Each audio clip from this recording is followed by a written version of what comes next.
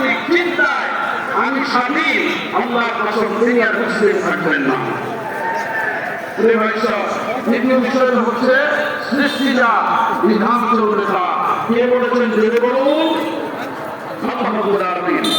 3 number, আল্লাহ তাআলা কোরআন কারীমে সূরা আলে ইমরানে আমাদেরকে ঐক্যবদ্ধ থাকতে বলেছেন। 3 নাম্বার, আমরা ঐক্যবদ্ধ থাকব। হুকুম কার? আল্লাহ রাব্বুল আলামিন বলেছেন ওয়াতাসিমু বিহাবলিল্লাহি জামিআন ওয়া লা তাফাররাকু। তোমরা সবাই মিলে কোরআনকে মজবুত ভাবে ধারণ করো,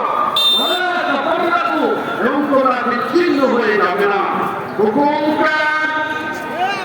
আল্লাহ রাব্বুল আলামিন সমস্ত মুসলমানদেরকে ঐক্যবদ্ধ হয়ে থাকতে বলেছেন। যদি আমরা ঐক্যবদ্ধ হয়ে না থাকি কি করতে হবে? আল্লাহ রাব্বুল আলামিন সূরা